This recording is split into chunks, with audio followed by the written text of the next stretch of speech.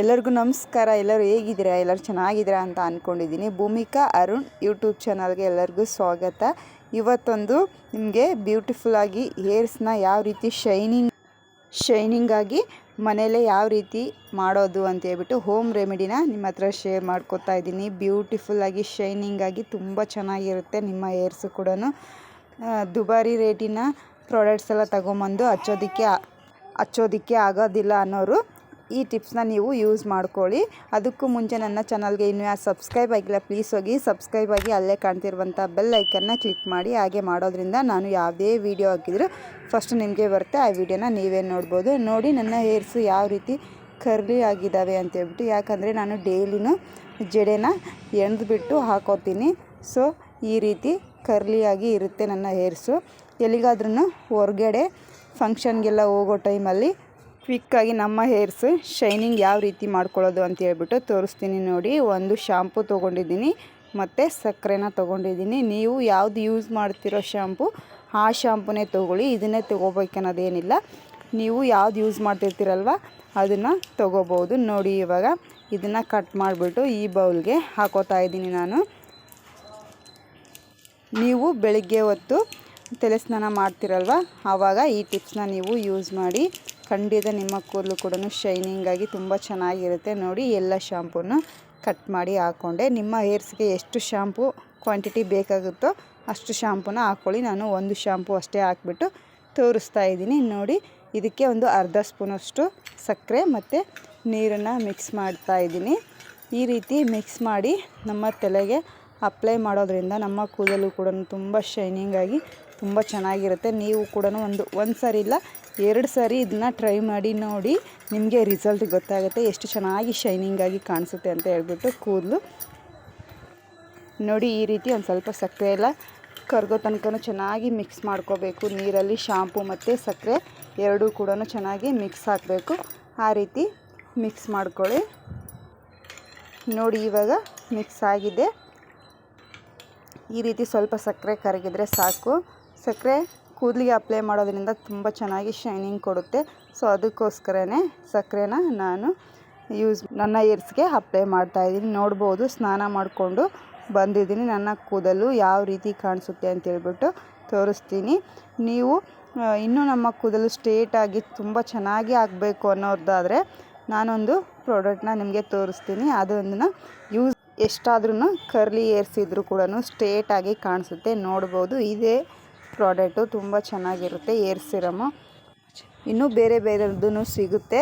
ನಾನು ಯೂಸ್ ಮಾಡೋದು ಇದನ್ನು ತಲೆ ಸ್ನಾನ ಮಾಡ್ಕೊಂಡು ಬಂದು ನೀವು ಒಂದು ಸ್ವಲ್ಪ ಒದ್ದೆ ಕೂದಲಿರಬೇಕು. ಆವಾಗ ಇದನ್ನು ನಮ್ಮ ಹೇರ್ಸ್ಗೆ ಅಪ್ಲೈ ಮಾಡ್ಕೋಬೇಕು. ನೋಡಿ ಇವಾಗ ನಾನು ತಲೆ ಸ್ನಾನ ಮಾಡ್ಕೊಂಡು ಬಂದು ನೋಡಿ ಒಂದೊಂದೇ ಡ್ರಾಪ್ ಹಾಕ್ಕೊಂಡು ಹಚ್ಕೊಳ್ಳಿ. ನಿಮ್ಮ ಹೇರ್ಸು ಫುಲ್ಲು ಲಾಂಗ್ ಇದ್ದರೆ ಒಂದು 2 ಡ್ರಾಪ್ಸ್ನಾದರೂ ಯೂಸ್ ಮಾಡಿ. ಇಲ್ಲ ನಮ್ಮದು ಶಾರ್ಟ್ ಇದೆ ಅಂದರೆ ಒಂದೇ ಡ್ರಾಪ್ ಯೂಸ್ ಮಾಡಿ. ಇದನ್ನು ಕೂದಲಿನ ಬುಡಕ್ಕೆಲ್ಲನೂ ಹಚ್ಕೊಳ್ಳೋಕೆ ಹೋಗಬೇಡಿ.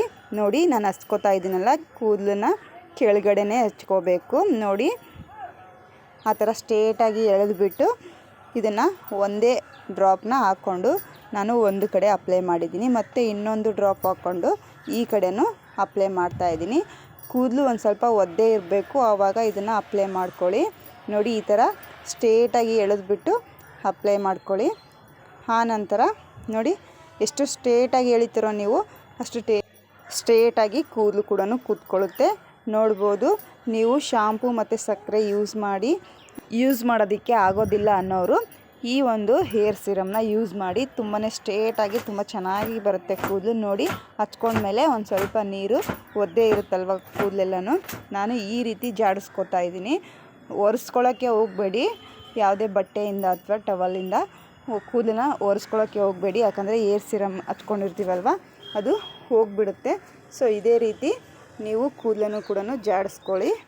ನೋಡಿ ನಾನು ಇವಾಗ ಇದನ್ನು ಫುಲ್ಲಾಗಿ ಒಣಗಿದ ನಂತರ ನಿಮಗೆ ತೋರಿಸ್ತೀನಿ ಯಾವ ರೀತಿ ಕಾಣಿಸುತ್ತೆ ನನ್ನ ಹೇರ್ಸು ಅಂತ ಹೇಳ್ಬಿಟ್ಟು.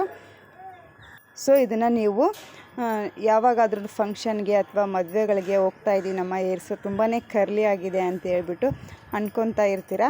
ನೀವು ಸಡನ್ಲಿಯಾಗಿ ನಮ್ಮದು ಸ್ಟ್ರೇಟ್ ಹೇರ್ಸ್ ಬೇಕು ಅನ್ನೋರಾದರೆ ಇದನ್ನು ಒಮ್ಮೆ ಟ್ರೈ ಮಾಡಿ, ನಿಮಗೆ ರಿಸಲ್ಟ್ ಗೊತ್ತಾಗುತ್ತೆ. ಏರ್ಸು ಕೂಡ ತುಂಬ ಚೆನ್ನಾಗಿ ಬ್ಯೂಟಿಫುಲ್ಲಾಗಿ ಕಾಣಿಸುತ್ತೆ. ಆನ್ಲೈನಲ್ಲಿ ಹೊರಗಡೆ ಅದು ಇದು ಪ್ರಾಡಕ್ಟ್ ಎಲ್ಲ ಸಿಗುತ್ತೆ, ಅದೆಲ್ಲ ಹಚ್ಕೊಂಡು ಕೂದಲನ್ನೆಲ್ಲನೂ ಡ್ಯಾಮೇಜ್ ಮಾಡ್ಕೊಳ್ಳೋದಕ್ಕೆ ಹೋಗಬೇಡಿ. ಮನೇಲಿರುವಂಥ ಹೋಮ್ ರೆಮಿಡಿನ ಟ್ರೈ ಮಾಡಿ, ಅದು ಏನು ನಮ್ಮ ಕೂದಲಿನ ಮೇಲೆ ಪರಿಣಾಮ ಬೀಳೋದಿಲ್ಲ. ನೋಡಿ ಇವಾಗ ನನ್ನ ಏರ್ಸು ಎಷ್ಟು ಚೆನ್ನಾಗಿ ಕಾಣಿಸ್ತಾ ಇದೆ ಅಂತೇಳ್ಬಿಟ್ಟು ಫುಲ್ಲಾಗಿ ಒಣಗಿದ ನಂತರ ನಾನು ಇವಾಗ ವೀಡಿಯೋನ ಮಾಡ್ತಾಯಿದ್ದೀನಿ. ನೋಡೋದಕ್ಕೆ ಎಷ್ಟು ಸಾಫ್ಟಾಗಿ ಸಿಲ್ಕಿಯಾಗಿ ಏರ್ಸು ಕಾಣಿಸ್ತಾ ಇದೆ ಅಂತೇಳ್ಬಿಟ್ಟು ಯೂಸ್ ಮಾಡಿದ ನಂತರ ನಿಮಗೆ ಗೊತ್ತಾಗುತ್ತೆ ಏರ್ಸ್ ನೋಡಿದರೆ ಯಾವ ರೀತಿ ಡಿಫ್ರೆಂಟ್ ಕಾಣಿಸ್ತಾ ಇದೆ ನಮ್ಮ ಏರ್ಸಲ್ಲಿ ಅಂತೇಳ್ಬಿಟ್ಟು. ನೋಡಿ, ನೀವು ಕೂಡ ಇಷ್ಟ ಆದರೆ ನೀವು ಒಂದು ಸಾರಿ ಟ್ರೈ ಮಾಡಿ ಹೇಗಾಗಿತ್ತು ಅಂತೇಳ್ಬಿಟ್ಟು ನನಗೆ ಕಮೆಂಟ್ ಮಾಡಿ ತಿಳಿಸೋದು ಮಾತ್ರ ಮರಿಬೇಡಿ.